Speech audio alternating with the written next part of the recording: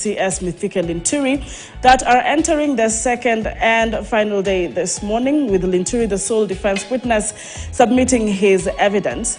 An 11 parliamentary select committee, chaired by Marsabit woman representative Naomi Wako, on Wednesday began hearing his impeachment motion in the fake fertilizer scandal.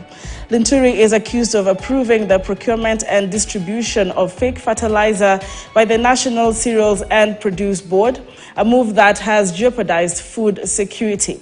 The second charge against the CS is gross misconduct, where he is accused of engaging in a public spat with journalists who unearthed the fake fertilizer scandal.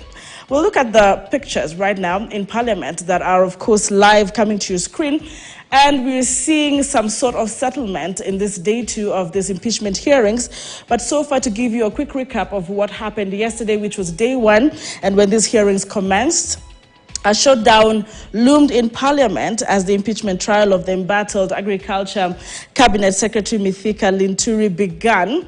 Already, as at yesterday, Bumula Member of Parliament Jack Wamboka, who is a sponsor of the motion being considered by a 10-member committee of the National Assembly, has alleged that his life is in danger. But that's besides the news. So far, to give you more information, is that particular 11-member committee is being chaired by the Marsabit woman representative, that is Naomi Wako.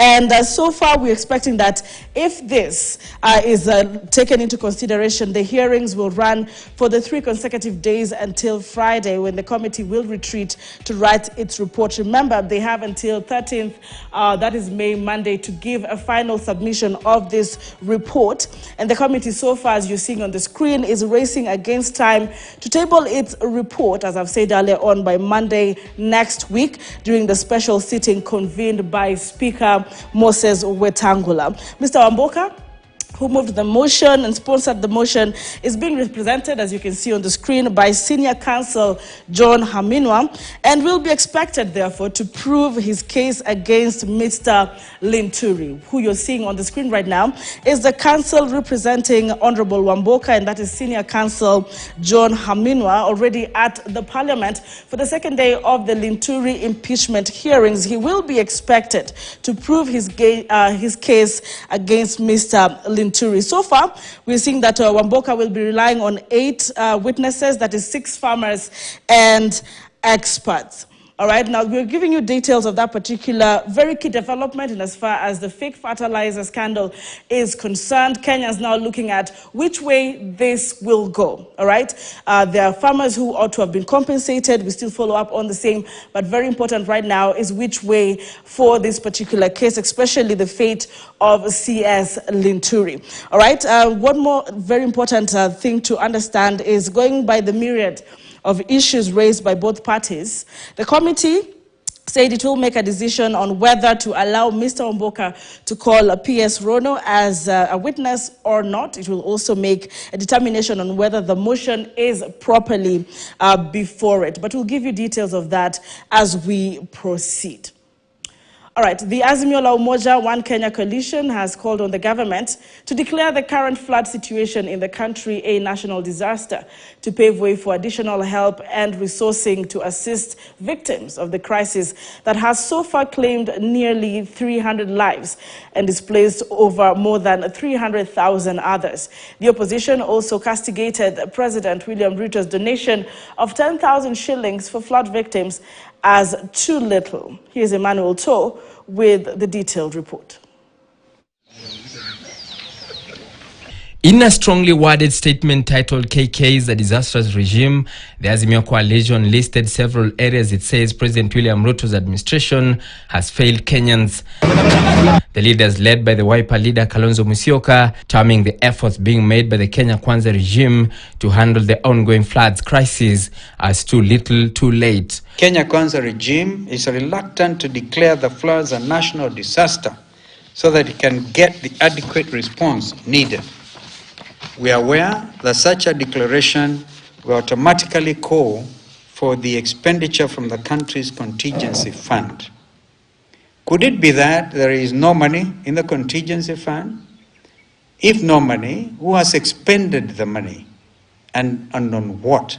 While criticizing the Kenya Kwanza administration for disregarding the El Nino warning from the weatherman late last year, the leaders also poked holes into the president's donation of 10,000 shillings each for the affected families. Kila boma serikali tutawapatia shilingi 10,000 ya kutafuta makao mahali mtakaa mkingojea mpango ya serikali. For the families who have lost everything, such allocations are too little to start afresh. We demand that the government increase the financial support to at least 100,000 shillings per family. The leaders also trained their guns at the embattled agriculture CS Mithika Linturi, who is currently facing an ouster motion, urging the 11-member committee to ensure he is kicked out of office. We expect that 11 members of the select committee will honor the vote of the 149 members and confirm Linturi's impeachment from office. Linturi's reign as the Minister of Agriculture and Livestock Development has been nothing short of a disaster. On the probe into the death of General Francis Ogola, who died in a chopper crash last month, Azimio wants independent and international investigators to swing into action and get to the bottom of his death. Investigations by the Kenya Air Force is a limited internal affair that does not satisfy the requirement of an open, transparent, independent, and credible investigation. The Azimio statement comes days after the Azimio leader Raila Odinga fired at President William Ruto for failing in his mandate. Emmanuel Talk, KTN News, Nairobi. Now, on matters health, it's also very important to bring this update that strike is over after 56 days. The medics say they have reached an agreement with the government and it will sign a return formula. Doctors, of course, employed in public hospitals are mandated to resume work. As Husna Mohammed reports, the unresolved issue of posting and remuneration for intern doctors remains outstanding. The matter will now be resolved via the courts. The overnight talks between the doctors and the government has bore some fruits, seeing the strike to be called off. Doctors to resume work within 24 hours from now. And that means the strike that began on 13th of March 2024 has been called off. The government has insisted to us that they are different government and there are different persons in office, that we need to believe in them, that they're not conmen. We must make an agreement that we can implement. And second, we must find a lasting solution to the perennial issues. I am confident that what we have signed on to today, having consulted widely, this is a deal that is going to be implemented. The doctors continued to pile pressure on the government by protesting in Nairobi, though their main demand is yet to be solved. All the doctor interns, that is the medical officer interns, the pharmacist interns, and the dentist interns will have to wait a little bit longer. We have agreed on a 60 days period that they will not be posted, but we'll be having conversations on this issue. You can never solve the issues of workers in a single strike, because if you did, then we would need to disband all unions. As the doctors' grievances take a turning point, the clinical officers and nurses' demands are yet to be met. We'll be continuing with the process of dialogue and negotiation with the other outstanding institutions that we haven't yet settled. The real work begins now. The implementation of what we have agreed upon is the beginning of the journey to make sure that we never have any more of this. It is a win for Kenyans after the ongoing doctor strike has come to an end. The strike has been called off on its 56th day. Husna Mohammed, KTN News, Nairobi. Indeed, a very key development there, but we want to cross over to the key development of today, the impeachment of Linturi's hearing entering day 2. And so far, what we are seeing is already the parliament having key players or people involved in this particular hearing, including the 11-member committee already seated and are waiting to commence this second day of the hearing. Remember, we have until 13th. that is next week, Monday, for this particular committee to submit their report. Hence, they are rushing against time.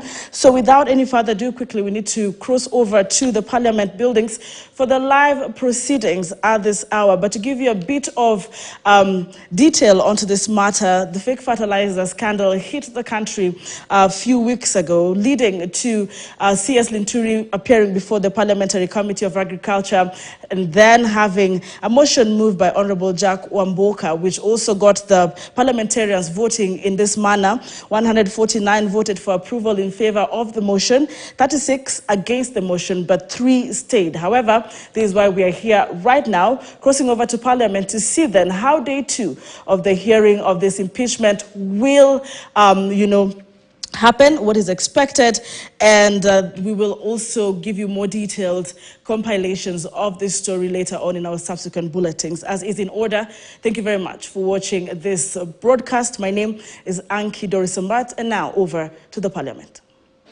And any witness, of course, on this side, we only have one witness. Let us deliberate in a sober manner. For the members of Select Committee, we are here on behalf of Parliament, and by Parliament is a house of records and order. Let us maintain the same order that we maintain in the chambers and demonstrate maturity in whatever we are doing. Let us also know that when we are here, the entire nation is watching, and we are looking for justice for everybody. Let us continue as a team. And as I conclude, I want to thank the media people who have been with us since yesterday and will continue being with us. Before we give the opportunity to the CS and his council, I have a communication to make.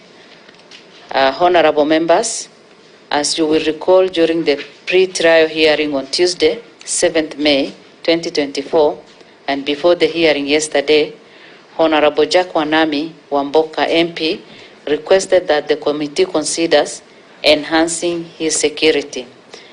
He was concerned that since sponsoring the motion on the impeachment of the Cabinet Secretary for Agriculture and Livestock Development, he has had strange persons and cars following him. The committee has considered this request and found it to be a weighty issue. In the light of this, the committee has resolved to refer this request to Parliamentary Service Commission, which is tasked with providing services and facilities for the well-being of the Member of Parliament. I thank you. Honorable members, again, you recall yesterday we stayed the determination of the request by the sponsor of the motion, Honorable Wamboka, MP, to invite and summon 2 witnesses, namely the Principal Secretary for the State Department for Agriculture and Managing Director for Kells Chemicals Limited. Honorable members, in this regard, the committee resolved to first hear the evidence of the Cabinet Secretary before making its determination on the matter. Again, we shall therefore proceed to hear the Cabinet Secretary and thereafter make our determination just as we agreed last night. Please be advised accordingly. I thank you. Honorable Chair, there was the request by my learned friend. Maybe he can articulate it so that we don't begin, then we are back to skipping issues.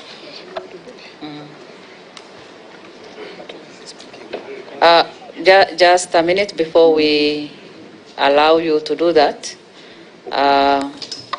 Council, you said that it is on housekeeping. It says he has an application to make before you. So, and because it is his application, it's best you hear from him. Then, of course, the committee can make whatever decision it will make once he makes the request he wants to make. So can you introduce him properly to us so that we are not dealing with any stranger? He is called Mwenda Njegi, and he's an advocate of the High Court of Kenya. May I allow the members to get some opportunity for clarification before I rule on that? Honorable Tandaza. Thank you, Chair. I don't know at what point this committee will entertain legal counsels outside the petitioner and the Waziri's side. So from where I sit, I don't think we'll be having that latitude and time at this point on time to entertain him unless he had probably made prior application and deliberated on it, but not on the floor. Thank you, Chair. Honorable Tandaza, Vice Chair. Before I come to the Vice Chair, Honorable Malulu. Now, from where I sit, when it comes to such an application, is it not supposed to come to you or is supposed to come to one of the parties to this motion? Thank you. You've made your point. Honorable Dr. Rachel. Thank you, Chair. Council said that it's a housekeeping matter, and housekeeping matters majorly are arising from our deliberations. And in his introduction, he does not, the lead counsel for the Cabinet Secretary doesn't want to fully own him. He is known to him, but he is not part of their team. That is what I heard from the introduction. So I think it is important, Chair, now that we have two parties here, the side of the Honorable Wanami, who is the sponsor of this motion, and the side of the Cabinet Secretary, it is important that we are clear on which side does he come from, and two, if it is housekeeping, what does it emanate from? Thank you, Chair. Thank you, Honorable, and may I allow Honorable Chepkonga. Yeah, I thank you, Chair. We don't want to deny him an opportunity. But the rule of procedure is that you ordinarily write to the clerk. Then that communication will be committed to this committee and it will be sent to the chair. Once the chair has looked at it, because I hear from Dr. Thiangulu is saying he does not represent the CS. So if he does not represent the CS, he's outside the two parties. If he's outside the two parties, then in terms of his audience here, he doesn't have it. Unless he writes to the clerk and it is committed to this committee. Thank you, Senior Counsel. Who else want to? Honorable TJ. Well, after Chepkonga spoke, perhaps I wouldn't have. But counsel should know that he has a right to be in this room. This is a public proceedings. He can sit where he is. He can take notes. He can listen to everything. But that doesn't give him right of audience. That doesn't give him right of audience because counsel must be aware of the Constitution. And if he reads Article 152, the only persons of interest would be the person that is represented by the other side and the sponsor. Now, and yet he's coming not as a Kenyan, he's coming as an advocate. So an advocate, when he comes here with that hat, must represent somebody. You can't. There are many people here in the gallery who are lawyers, but they come here as Kenyans. So if he comes as a Kenyan, that is all right. But if he comes as an advocate, then he must represent somebody.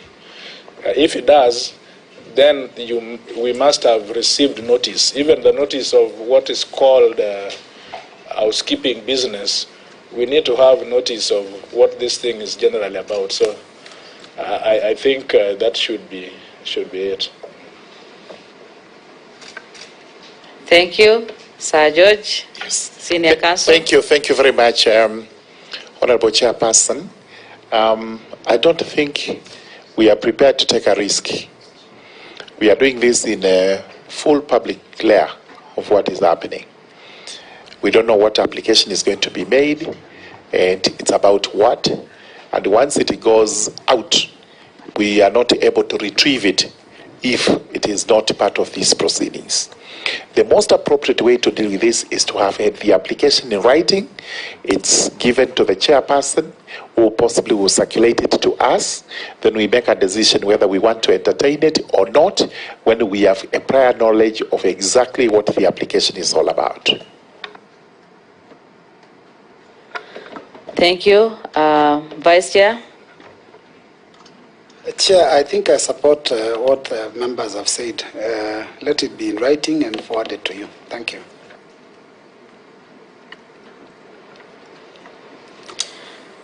I think the message is quite clear. The members here, as I said, Parliament is a house of records and order. We wouldn't want to interact with anything that we are not familiar with. We need to be informed so that we can allow what we have already agreed on.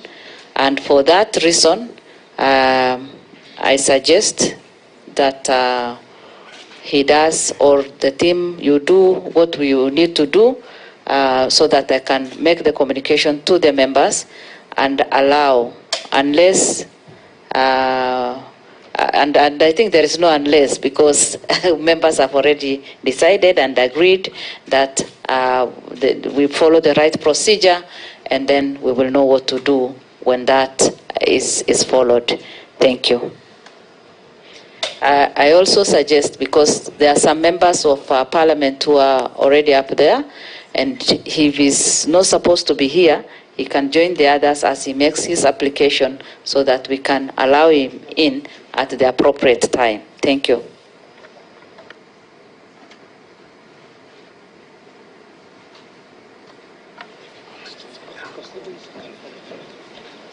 He can be at the public gallery and follow the proceedings as you also do the other bit. Thank you. So without wasting more time, it is time for Honorable Franklin Mithika Linturi, the Cabinet Secretary, Ministry of Agriculture and Livestock Development, to come as the first witness. And this is the re-examination and cross-examination will happen, and we will advise accordingly. And he has 4 hours. Thank you. The clerk, I advise that the oath be administered by our clerk. Thank you.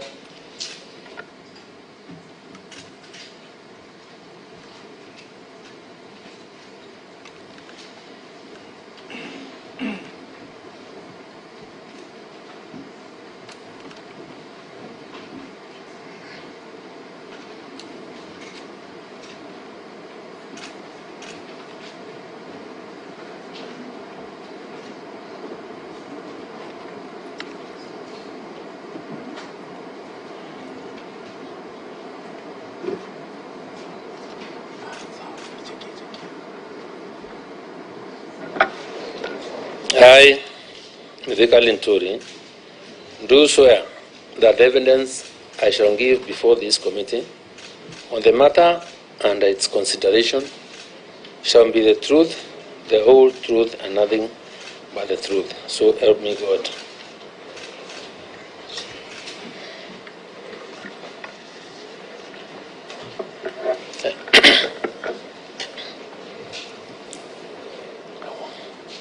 Good morning, sir.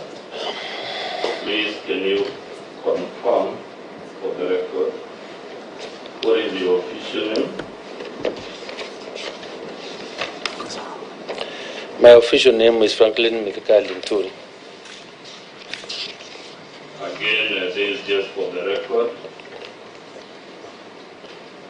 Is the person now before the committee the Cabinet Secretary for Agriculture and Livestock Development? Yes.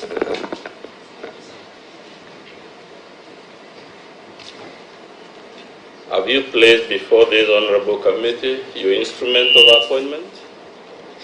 Yes. Where is it to be found?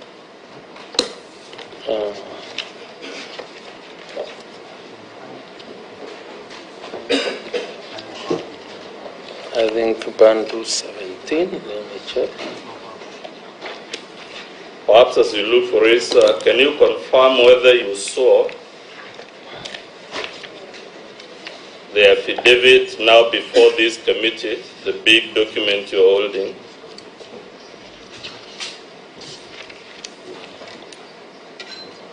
Did you swear that affidavit? Yes, I did. Yes, I did. And the letter of my appointment, or the instrument of appointment, is on bundle number 1. Document number 1. That would be page 38, Honorable Chair and members. So, the Honorable Linturi,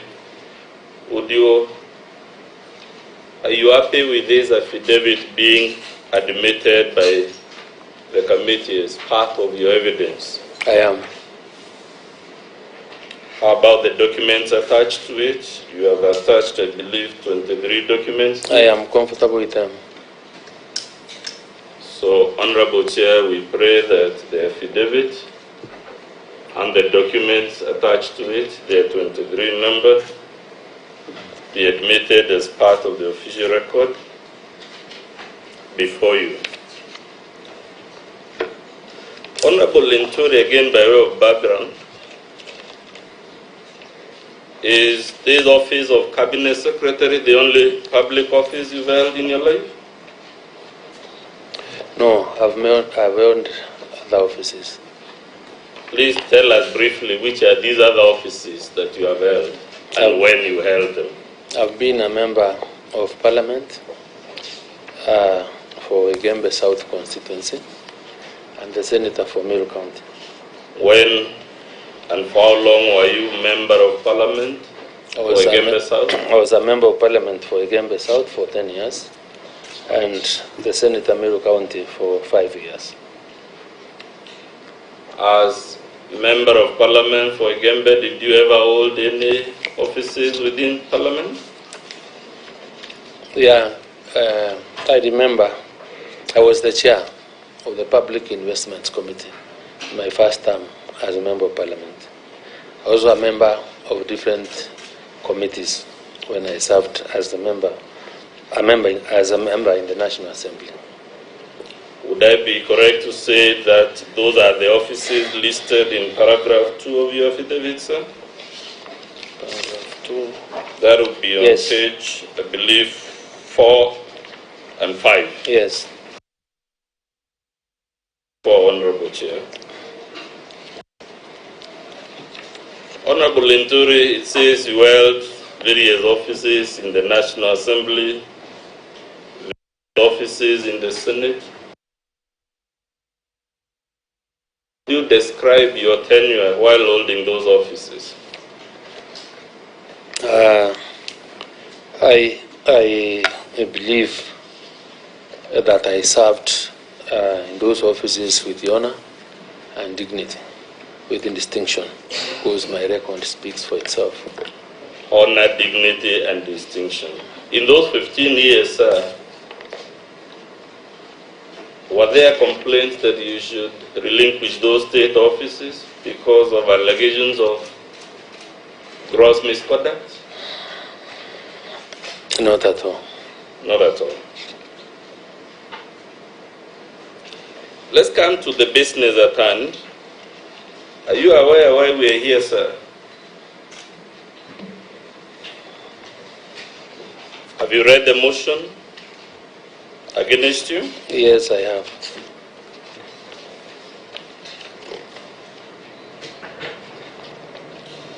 I want us to look at that motion. I don't know whether you have a copy of it.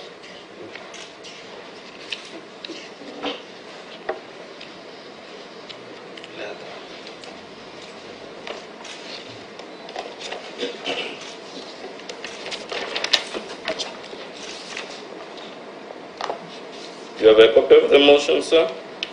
Yes. I want you to go to page 2 of that motion.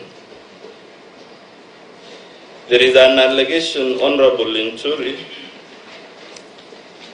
that you have grossly violated the Constitution, specifically Article 2, Article 10(1)(c). What is your response to that allegation? My response is that I have not. You are also accused in that ground, sir, at Roman 2. Now let's stick to Roman 1 first. Of failing, you acted as a state officer by implementing a public policy to approve the procurement of fake fertilizer. My question to you, do your duties as Cabinet Secretary extend to making public procurement approvals? No. As a matter of fact, we sat here yesterday and we kept asking for this approval. Have you been shown any approval that you supposedly made on public procurement? I'm still waiting for one. You're still waiting for one? Yeah, which hasn't come. Please confirm that your duties are described at paragraph 6 of your affidavit. Yes. Do those duties, as outlined there, extend to approving public procurement decisions? Not at all.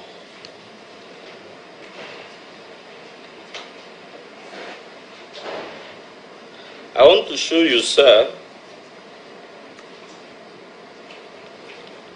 the Public Procurement and Asset Disposal Act.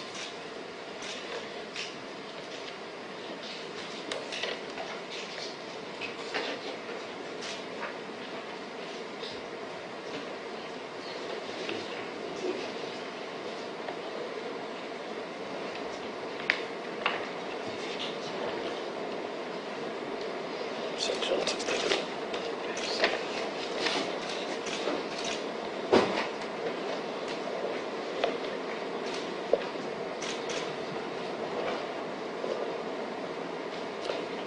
Can you read for us Section 5(2), sir, of the Public Procurement and Asset Disposal Act? A provision of an act that provides for a person or body to approve any work or expenditure shall not be construed as giving that person or body any power with respect to the entire procurement proceedings. So let's assume for argument's sake, the Honorable Linturi, we know it is not proven, but we can assume it for argument's sake. If we assume for argument's sake that you indeed approve some procurement decision, would the section you just read justify imposing liability on you? No. No. I want to show you again Section 69.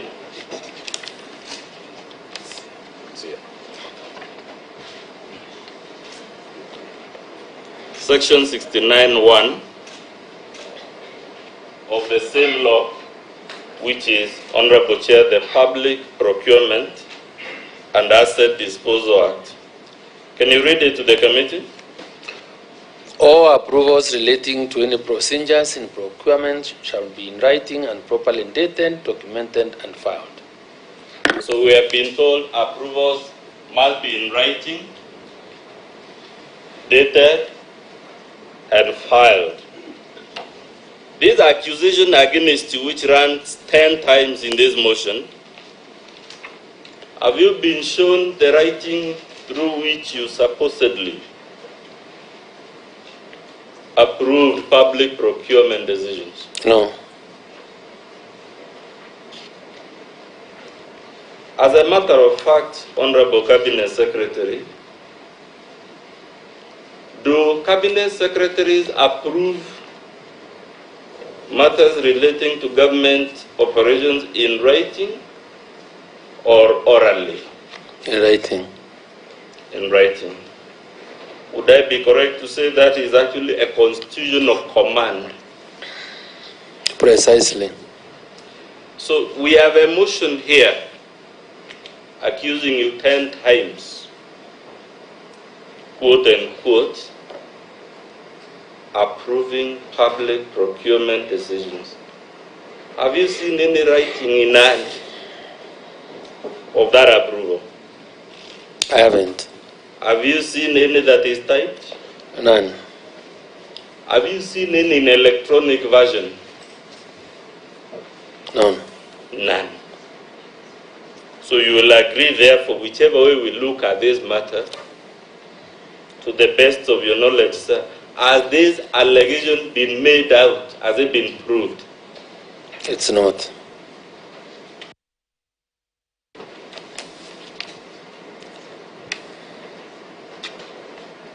I want to show you again provisions of the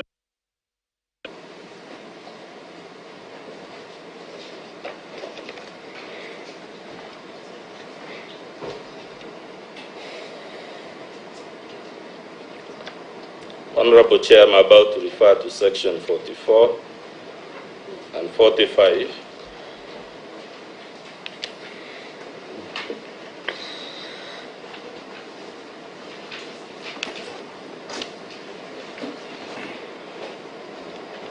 Please read to the Honorable Committee.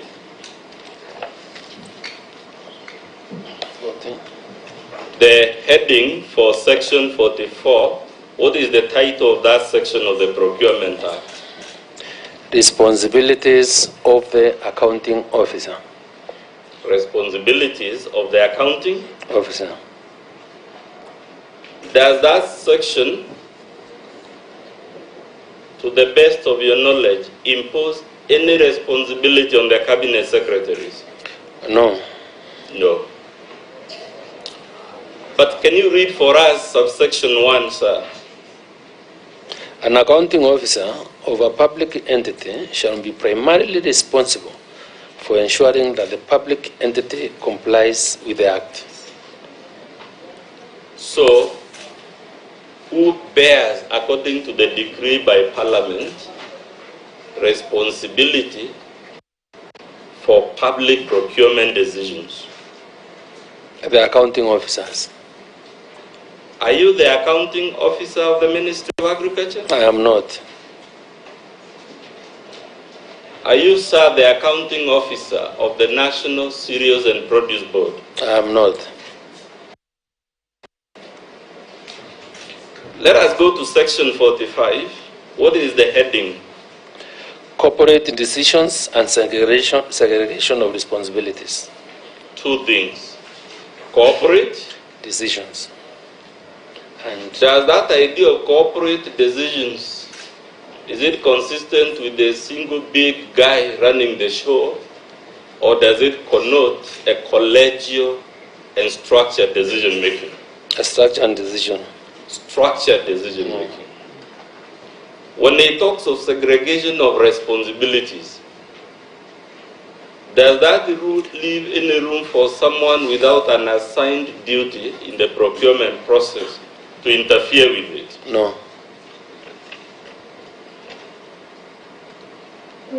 But let's go to 5, subsection 5. Or 45. Yes. What does it say, sir? For the avoidance of doubt, all public officers or state officers involved in procurement or asset disposal processes shall bear responsibility for their actions and omissions. So it says state officers, and you are one, sir, if they are involved, the operative word being involved, then they shall bear responsibility, isn't it? Yes. Has any material been placed before this committee to show any involvement on your? But it also says, sir, their involvement is not just generic, but for their specific acts and omissions, to the best of your knowledge, has this committee been shown any specific act on your part? No. This part 5, Honorable Cabinet Secretary, what is its title just above 44 of the statute you're reading? What is the title of the statute? Above? The heading of that chapter of the statute. What is the... Part 4. Part yes, 5. Part 5. Internal organization of procuring entities.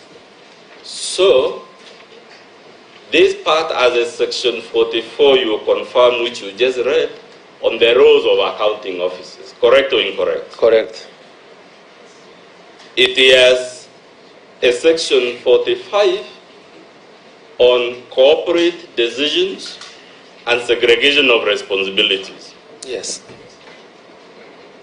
It also has a section 46 on the face of it, as part of the segregation of responsibilities, a body called an evaluation committee. Yes. Were you ever part of the evaluation committee that processed these tenders? No. Okay. The next section is 47, about the procurement function. Please read 47.1. A procurement function shall be handled by procurement professionals whose qualifications are recognized in Kenya. So it says all procurement functions must be handled by procurement professionals. Yes. Are you a procurement professional? No. It has a 48 on an inspection and acceptance committee, correct or incorrect? Correct. Were you, sir, part of the inspection and acceptance committee for the procurement of the fertilizer in question? I was not. It has a section 49 on procuring agencies. And yesterday we were shown some agency agreements.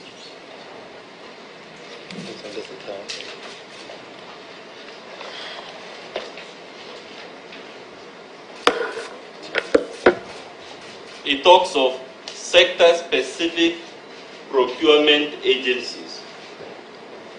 Were you an agent in any procurement of the NCPP? No. It talks of consortium buying. Were you involved in any aspect of consortium buying? No. So that we don't spend too much time, Honorable Minister, we have this chapter and it is heading at just the next section, which I haven't shown you, about transfer of responsibility. In that structured, those are not my words, corporate segregation of responsibilities, do we have any role? We have seen evaluation committees, we've seen agents, we've seen accounting officers, and many other things. Have we seen, can we see anywhere in that chapter of the Procurement Act a role for the Cabinet Secretary? Not at all.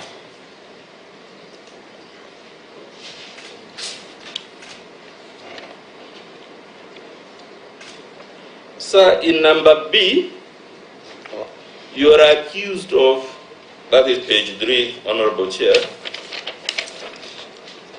of gross violation of Article 46, and the words used through and through is that it appears, Honorable Linturi, the allegation is looking at you, the mover formed the impression 1B, Roman 1.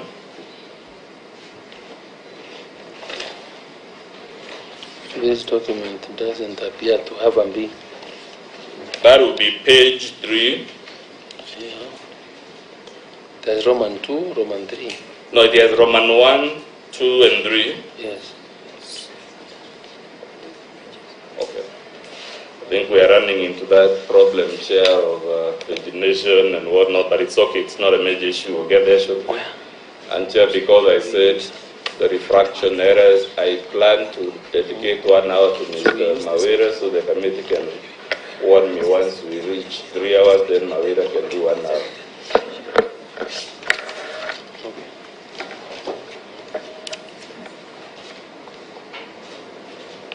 Have you found it, Mheshimiwa? Yes. It is said there that it appears you have committed, and my question to you,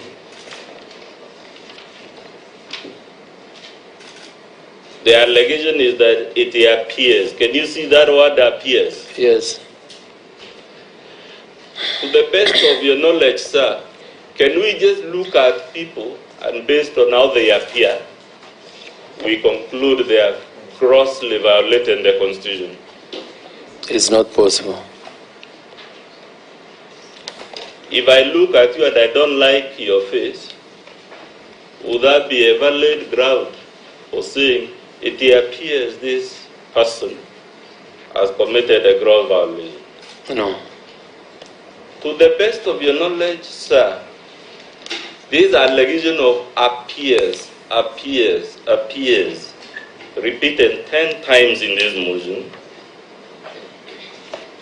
as the mover disclosed these things he's able to see with his eyes that we all can't see. As he showed how it appears that you have committed a gross violation of the Constitution.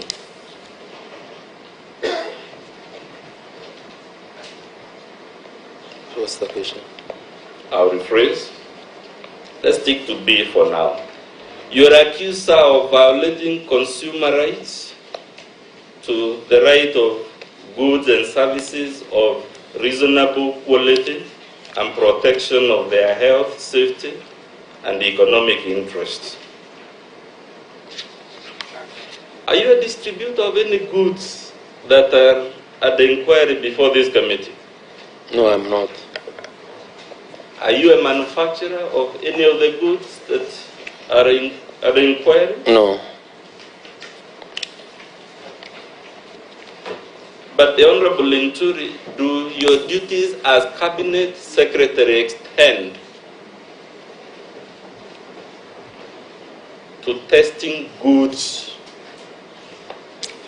so that you're sure they're of the right quality? Is that your duty as Cabinet Secretary? No.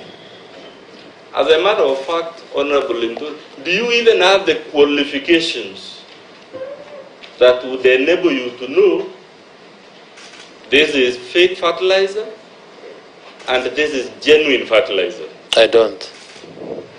Would I be right therefore to say, as Cabinet Secretary, you are wholly dependent on the advice and judgment of independent agencies of state on this matter? Correct.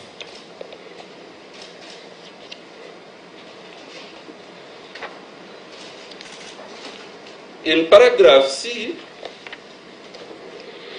it is said, sir, again you appear to have violated Article 73. What is your response?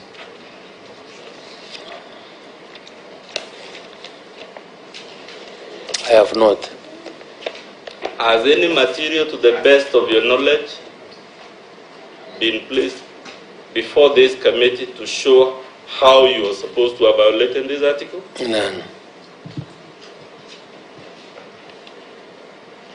Let's go to ground 1D.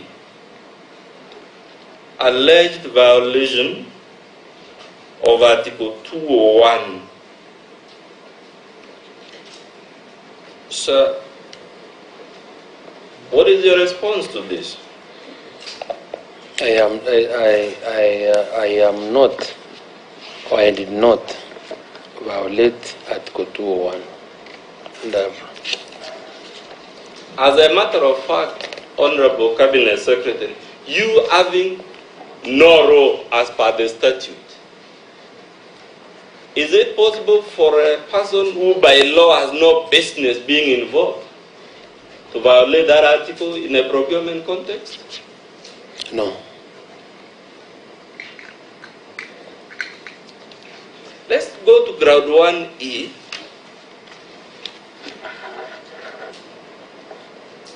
And I would want you to be shown Article 152.5.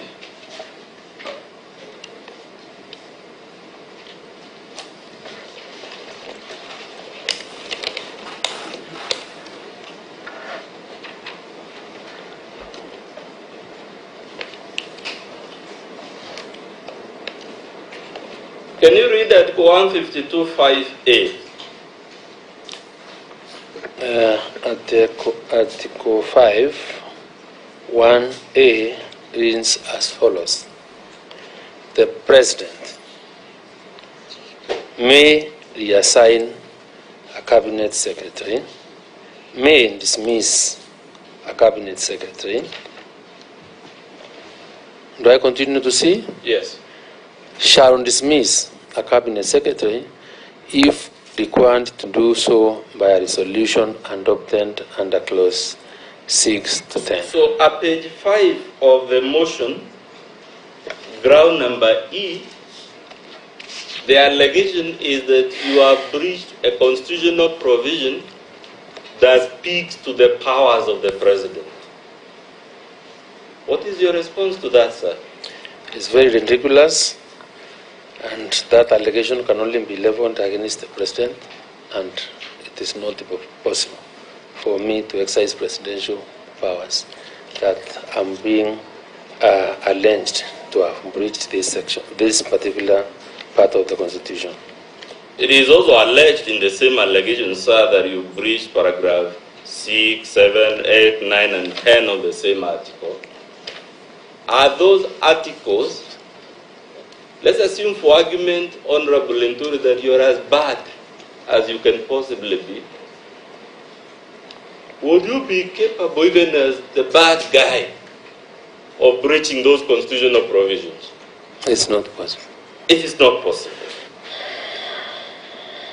It is said, sir, that how you breached this constitutional provision, still on page 5, is that you sent a communication to the Departmental Committee on Agriculture and Livestock, correct? Yes. To the best of your knowledge, has that committee completed its work? It hasn't. It hasn't. Is the mover of this motion a member of that committee? No, he isn't. Would you agree with me, sir, that only that committee by resolution can accuse you of misleading it? Correct. And Chair, I can only be accused through that committee unless the standing orders have changed. But when I was here, the standing orders were required committee to table its report, debated by Parliament, adopted by Parliament, and that is when you can comfortably say Parliament has taken a position on a matter and the allegations therefore have been ratified by Parliament. So at this stage you can't. You can't. But it is also said this matter you are alleged to have lied with relates to GPC, the Atomite Industries. What is the date given of the agreement in question as per that motion? That the 1st of March 2022. Now, when you read Roman 1, it says that the Cabinet Secretary appears to have done this when you lied.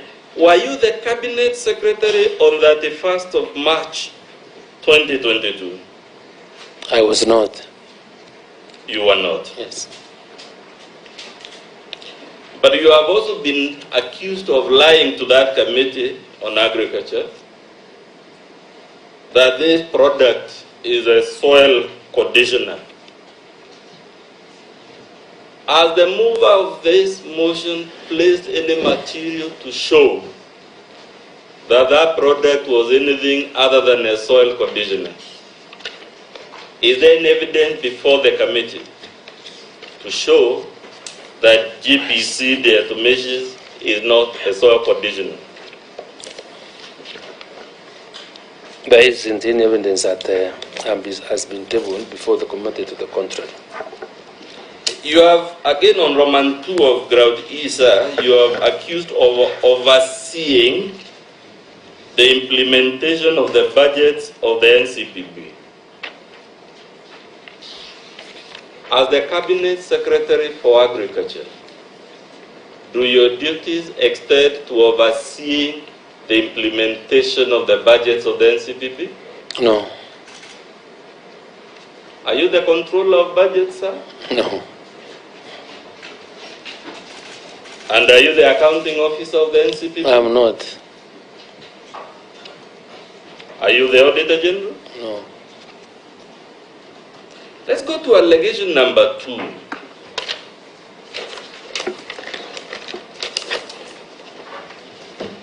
On page 6. The claim there, sir,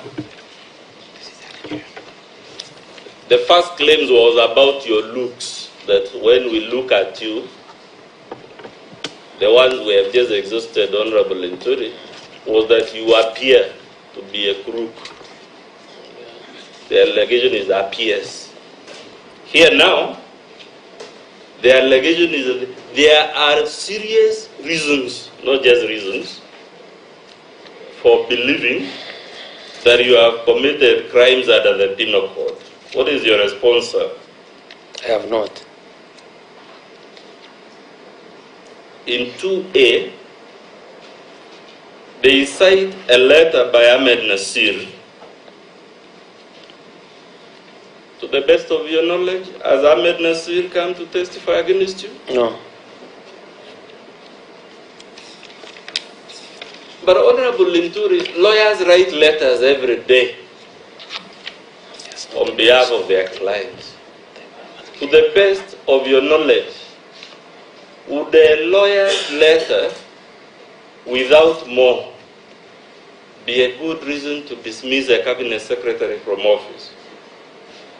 It can't. It can't form basis. As a matter of fact, in this litigious and controversial country of ours, are you aware of any cabinet secretary who has never been the subject of a demand letter by some lawyer? I'm yet to get in.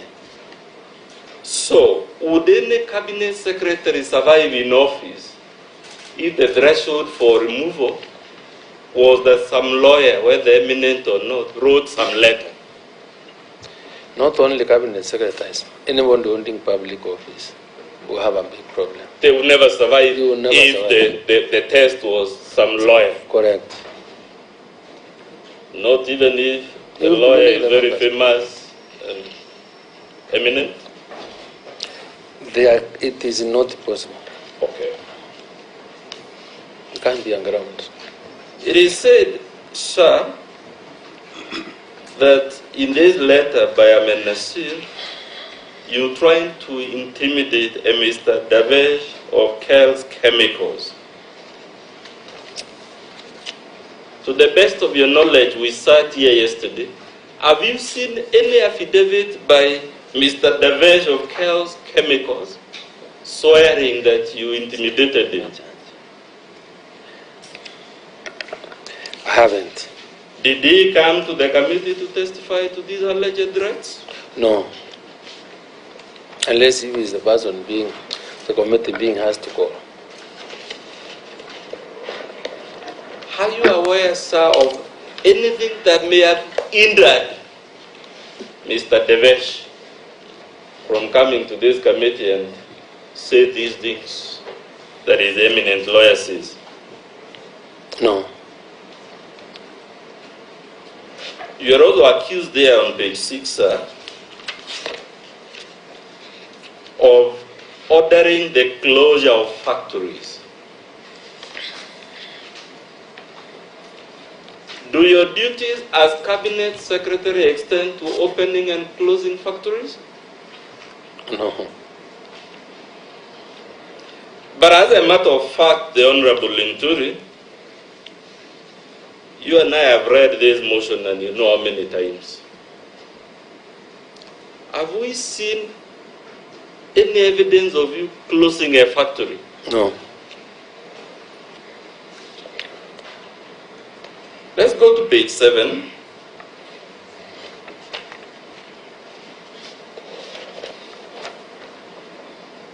Roman 1 at the top. The accusation there is the conduct of one Franklin Mithika Linturi, acting, quote unquote, Honorable Chair, acting in his role as the Cabinet Secretary. Then they cite a decision by the High Court, Honorable Lady Justice Ongundi, of 30th November 2021. Were you the Cabinet Secretary for Agriculture? Because the allegation is whatever you say to have done, you are doing it, quote unquote, acting in your role as the Cabinet Secretary. Were you the Cabinet Secretary for Agriculture as of the date of this judgment? No. It is said in that same allegation, sir, that the Honorable Lady Justice Ongundi ruled against you on these family, criminal, civil, and commercial disputes. Is that correct? No, it's not correct.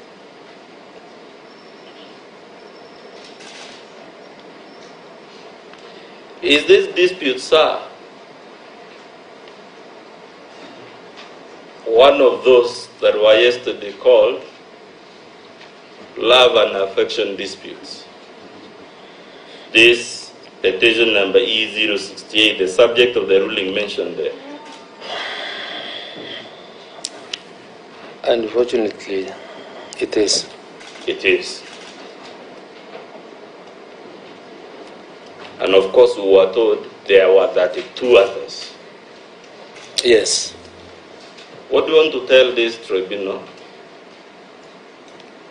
about these 32 love and affection disputes?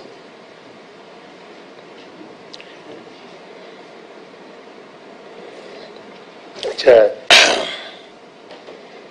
one thing is that I have a conscience, and I'm always very truthful to my conscience, and that is why I meant full disclosure without being prompted, even when I came before, when I went to before Committee of Parliament during my vetting, because I had nothing to hide, and I wanted the country to understand, to know Linturi and the kind of tribulations that he had to undergo to get to that position, or to get where we were at that time, so that in the future, even if they are brought out, then it's on record that I volunteered that information because there was nothing to hide, because there was a statement of fact that these cases were there.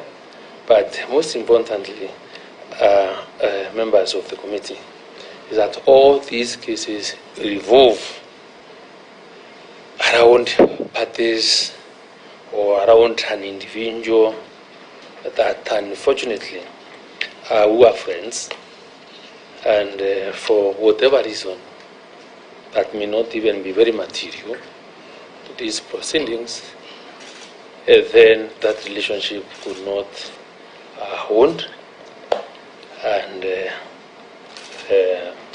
out of our own volition decided to bring so many cases which I had to defend. And out of the few selected cases here, there is none that I lost. There is even a very interesting case, which is also which was mentioned, but whose light we did not even send, which also very appears interesting. And it was case number 74, where I was even being sued to take responsibility of children who are not mine. So all these cases revolve around that kind of disagreement, and I would just the members of the committee want to really allow me to state them as that, because it has been a very painful experience. This one, when I start thinking about it, makes me break. No, a mere man is not allowed to break in public, Honorable Linturi. Just tell the committee, you mentioned tribulations you have undergone because of these personal disputes. Can you please shed more light on those tribulations? Who was the author of those tribulations? How long did they last? And what format did they take? Members of the committee, I think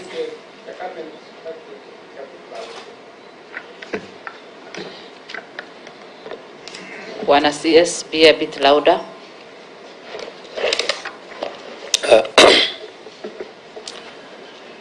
Just like you mentioned yesterday, we had a 5-year or 6-year running battles with the former administration, and especially people that were believed to belong to a certain side or to a certain team that was in support of a presidential candidate. Remember, we were tagged as Tanga, and it appeared that I was one of them. And during this time, so many things were done to me, because I was conned, I was talked to, I was intimidated, and all sorts of tricks were used to coerce me not to believe in the candidature or in the person that I was supporting.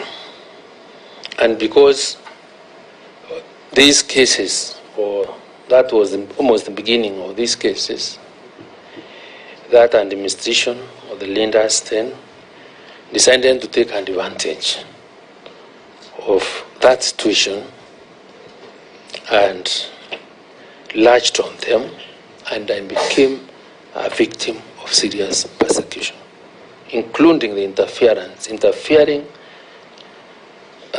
with even, business that really did not even concern this. It was not a very easy period for me, and I think it's also common knowledge, because I've been trained in the media forever, and people do not care whether you have a child. Internet does not forget. I was painted as a person. Even a rape case was a choreographer.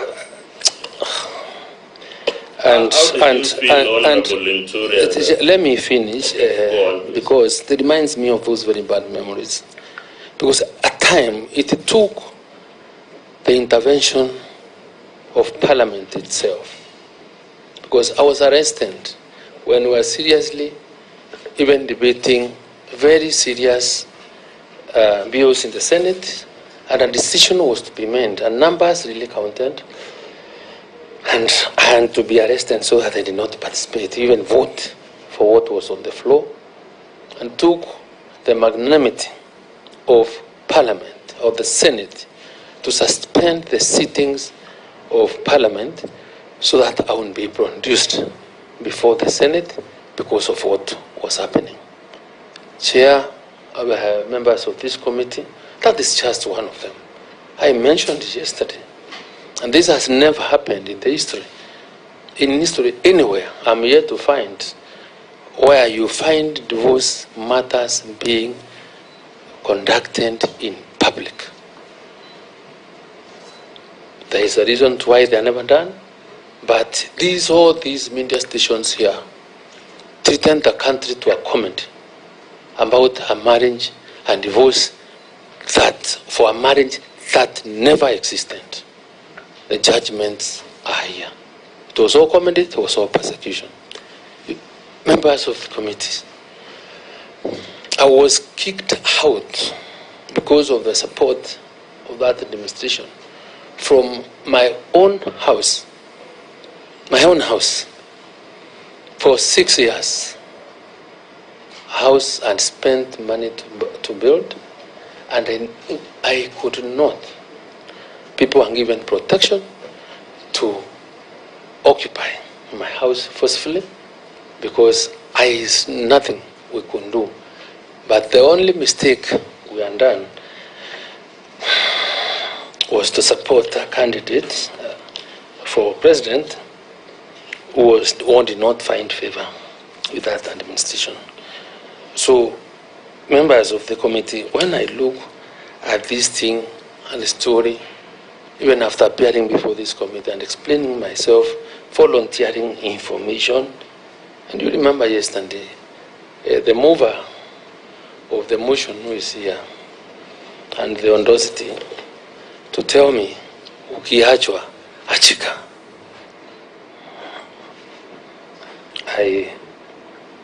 You know what that means, niachwe, niachike, but that should show you, Chair, and members of this committee, that this matter has not been that easy. I am not following up on anything, but the question I'm asking myself, or any other man here, or any other good leader here, because today people have relationships, they may not work. To what extent can you completely push them? If the courts have determined these matters that are being canvassed here, or in support of this motion, the rulings and judgments are in my favor. And considering the nature of these cases, the evidence, some of them getting this type of evidence, must tell you, you really need to be close to someone who knows about these cases, so that it becomes easy for you to look for any relevant material that can support you. So what I am saying, Chair, is that it is unfortunate, but because these issues have been raised here, I have to really mention them. It will not be my wish, because maybe probably my children are watching the father there. And it's a very trying moment. And some things we leave to God, because there's nothing much we can do, but when we are faced with such situations, and because we must also clear ourselves, we must speak on these matters. So that is what, and I really respectfully support women. I am one because I have daughters. My mother herself, I think my mother is a woman who prays for me every time. I may not be a person who goes to church every time, but I think the strength that I have to face such situations are prayers from my mother. I have, were it not for my mother, I would not be here where I am. I have no reason to disrespect women. And probably those women that have interacted with me properly without really taking advantage of me know the kind of a person who I am. Because I have never disrespected women. I really love women because I know this country can't be what it is without women. I am a believer in the empowerment of women at a personal level. Now, Honorable Linturi, just so that we make progress, because it's easy to get stuck on this matter.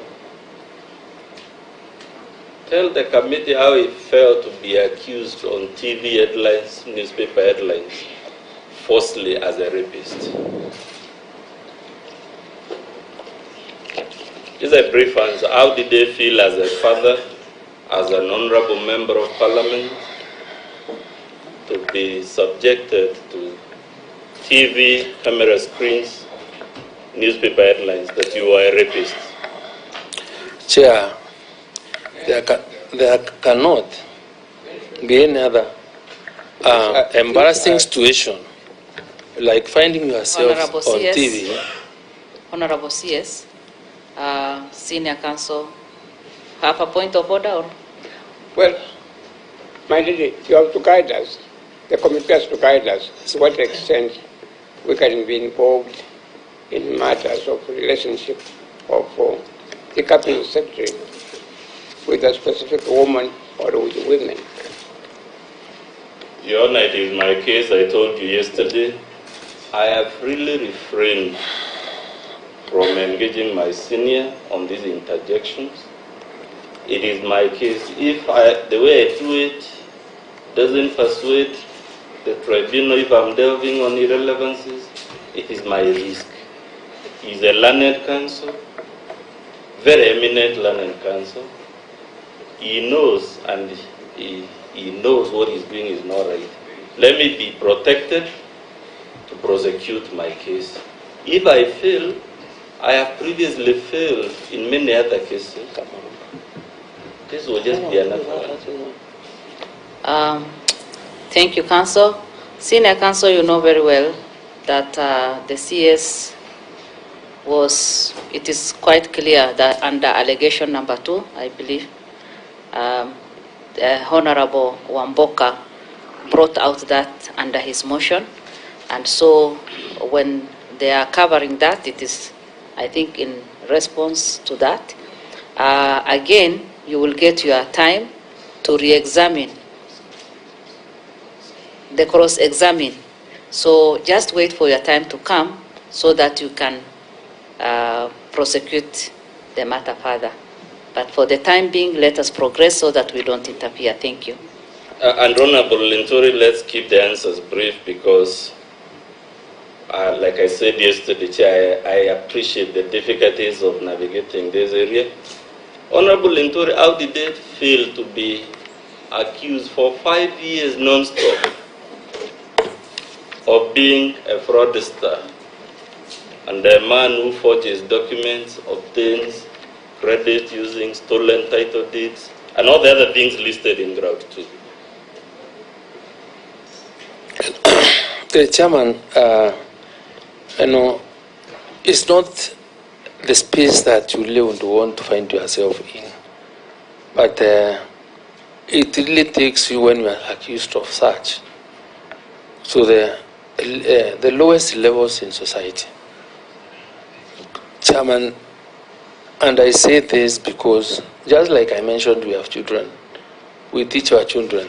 We discuss sexuality. This is an era where the disease is all over. And anybody that would imagine that they would do such things is someone that would have wished you death. You mentioned diseases, Honorable Linturi. Please tell the committee how it felt to be portrayed for 5 years in a state-sponsored campaign in the media as a man who passes around venereal diseases. So those were some of the issues in these cases. And just like I said, it feels very, very bad. It is really, really painful. How did it feel, Honorable Linturi, to be portrayed on newspapers, on TV stations, on radios for 5 years as a man walking around with fake academic papers? I also want to say it is very, very bad. It is wrong for anybody to do that. But I am really to ask for prayers and God's intervention to give me the energy and the courage to shut down. Otherwise, and I also thank God and the prayers, because I never, and the slightest of attack of pressure or any other kind of disease, because that would have brought me down. How did they feel Linturi for 5 years? Every possible opportunity on TV, on newspaper, whatever forum, being portrayed as a serial womanizer. Of course, it feels bad. Just for the record, Honorable Linturi, because we don't want to be seen to be trying to extract undeserved sympathy, between you and the mover of this motion, who has introduced these love and affection cases to this committee?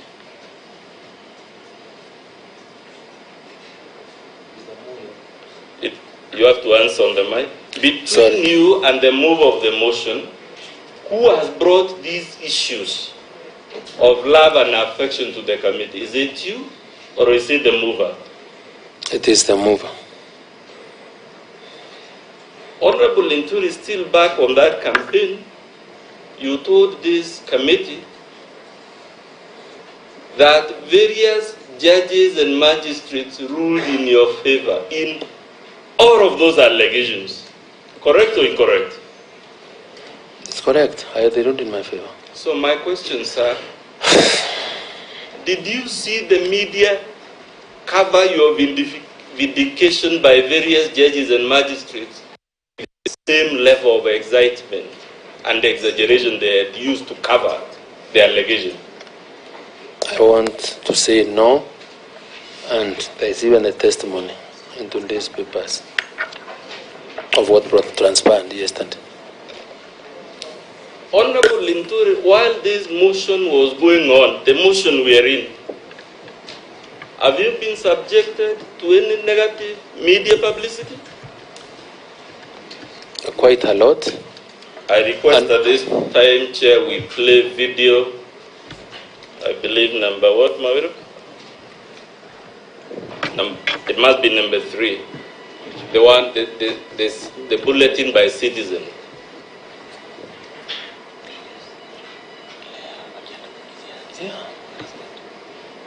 Waziri wa Kilimo umefika Linturi kwa sasa anahojiwa katika makao makuu ya DCI kuhusiana na sakata ya mbolea bushi. Linturi kwa sasa anaandikisha taarifa huku bunge likijadili hoja ya kumbadua kutoka mamlakani. Mwandishi wetu Seth Olale yuko katika sehemu hiyo na sasa tunaungana naye moja kwa moja. Seth, tueleze hali ikoje katika makao makuu ya DCI? Je, waziri Linturi ameshatoka ndani? Na kulingana na undani wa idara hii ya upelelezi DCI ni kwamba Linturi tayari anahojiwa kuhusiana na sakata ya ufisadi wa mbolea bushi, na kwamba aliweza kufika hapa takriban saa moja iliyopita, na kwamba ni shughuli tu ya kutaka kujua kiini cha kilichopeleka kulikana na kisa hicho, na kwamba bado haijabainika iwapo atazuiliwa, lakini kwa hivi sasa tu tunaarifiwa kwamba aliweza kufika hapa na anatakiwa tu aandikishe taarifa maalum kuhusu yale yaliyotokea kuhusu madai ya kuhusika kwa sakata ya mbolea bushi. Kwa kwamba hii inajiri takriban chini ya saa 24 tangu bunge kuteua rasmi kamati maalum ambayo itachunguza kuhusiana ama madai inayomhusisha waziri Mithika Linturi kwa sakata hiyo. Tayari kamati hiyo ambayo inaongozwa na mbunge na uwapo ya wanachama 11 tayari imefanya kikao kamati hiyo imefanya kikao chake cha kwanza, na tunaarifiwa kwamba ni kikao ambacho kitazungumzia labda ama kitaweka baina masuala kuhusu ratiba, jinsi wale ambao walihusishwa katika sakata hii So, Honorable Linturi, to the best of your knowledge, we can stop it there so that we save on time. When was this broadcast made, Honorable Linturi, to the best of your knowledge?